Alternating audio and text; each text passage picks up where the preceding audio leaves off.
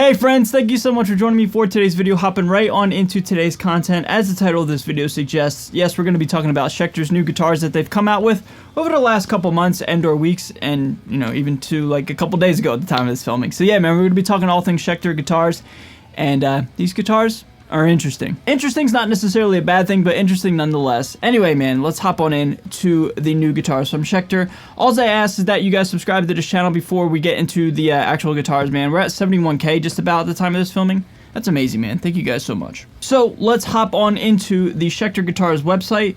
The first one right here, boom, SLS Elite. Hey, John Brown, we're not talking about you right now. God, Schecter, you're gotta slow this thing down, man. Back in the very beginning of this channel, like 5 years ago, I had a guitar very similar to this. It was the hardtail version of this one, and it was this antique fade, I think they call it. Yeah, antique fade burst. These guitars are so amazing, man. I had this one, and I also had the Evil Twin, the Fishman Moderns with this guitar. They're really cool, man. So anyway, we have a brand new finish in this line, and this is called the Bloodburst. Gotta be honest, it's okay, man.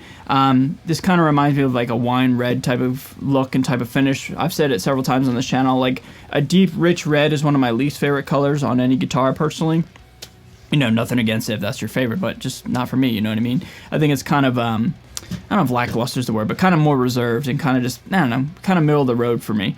But regardless, man, one thing I love about these guitars, these SLS Elites, is the backs are completely bare and or natural wood, and so like you have like best of both worlds. You have a really nice top and finish with a nice color, and on the back you have the raw wood. So just a unique aesthetic all around, man. And these guitars are really specced out, man. You have swamp ash wings, and then we have a neck through design with like a Padalk and Wenge, I believe. Let's see here.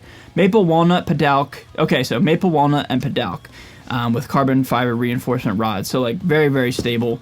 Yeah, I really dig the SLS Elite guitars, man. They're really cool, man. But yeah, I had this one right here on my channel many moons ago.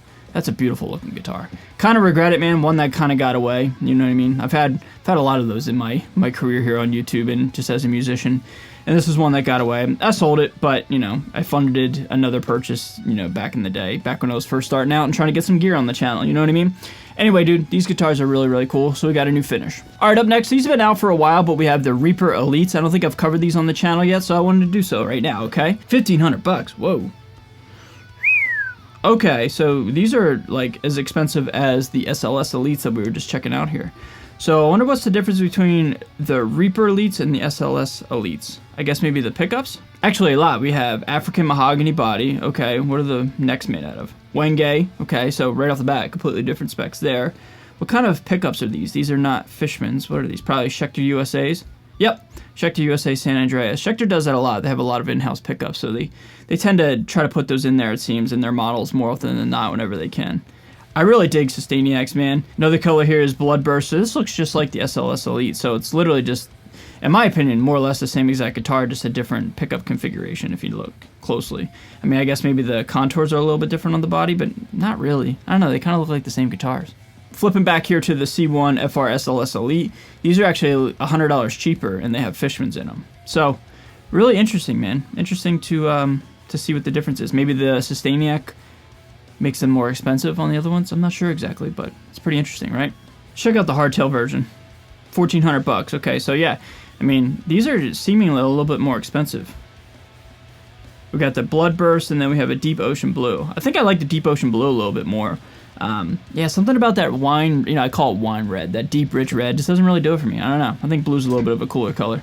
But these are spec'd out like you would expect from a lot of the other high-end Schecter guitars. I mean, hip shot bridge, hip shot locking tuners, stainless steel frets. The only thing that you don't have here is aftermarket pickups. You have Schecter pickups. Not necessarily a bad thing, and pickups don't even really matter, especially in high-gain metal context. However, I think Fishmans sound very unique, for better or for worse, depending on who you ask.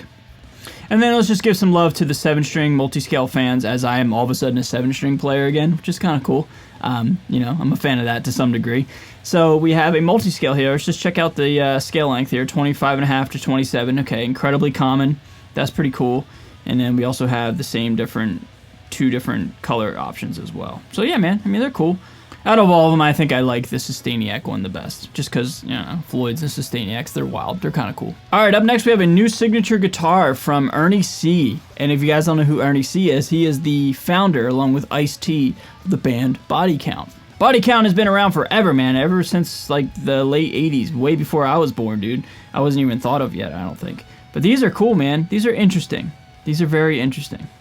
One thing I want to dive into is just at first glance, I don't know if this is a weird camera angle or if there's something going on. There's something with these EMGs here.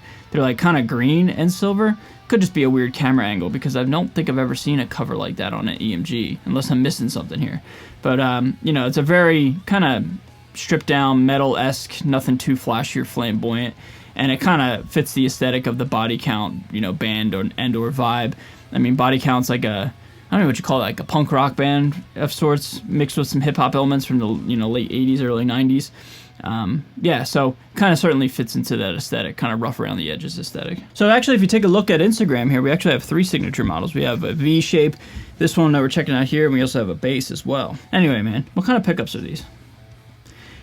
All right, 81, 89. So just say chrome, so maybe it's just a weird kind of camera angle. Maybe like whatever kind of studio they're taking these pictures in kind of was giving it a weird kind of color.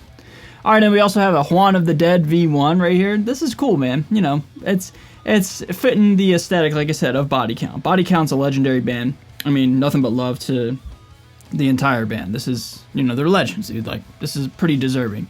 They've been around for way longer than I've been alive, you know what I mean? I mean, they're cool guitars. You guys know I love EMGs, right? So, I mean, you know, it's like a legendary band with legendary musicians deservingly getting a cool signature guitar line for the entire band, it looks like. So that's awesome. And then last but not least, let's check this one out right here. The Wild Audio. I love Wild Audio. I know, like, people are pretty, like, hit or miss with Wild Audio, it seems. Like, people love them or hate them. Like, nobody's in the middle. I think they're pretty cool, man. You know, I mean, I love Zakk Wylde's playing and his tone and all that stuff and his comedy and just, you know, who he is in the industry. So, you know, I'm totally down for Zakk succeeding and Schecter succeeding. So, this one right here, we have the Ironworks Barbarian, which is, you know, call it how it is, like a metal Viking SG looking type of guitar, you know what I mean? So it looks like we have a kind of crazy top, or like just a shield on top of this guitar that's engraved and has a bunch of different like Black Label Society and Zakk Wylde, you know, decorative symbolism. And again, taking a look at the Instagram post here, it is equipped with a 3-piece makeable neck, Ironworks metal top on a mahogany body, EMG pickups 8185. So literally it's just like a big giant metal shield on top of this thing. And apart from that, it looks like everything you would expect from Wild Audio. Taking a look at the specs right here, one thing that just really sticks out to me is the neck shape. It's called Zakk C. So whether you like Zakk Wylde or Black Label Society or Schecter or, you know, Wild Audio, all the above, man, I just highly recommend you check these out because these are like some of the biggest, weirdest in kind of a good way, necks that I've ever felt in my life. Not a bad thing. They just feel very unique, and I'll never forget when I owned a couple of them back again in the infancy of this channel, trying to, you know, gain some traction. I remember being like, oh my god, this is what it's like to have a baseball bat neck. Like, I finally figured it out, and that neck to this day is probably the biggest neck I've ever played in my life.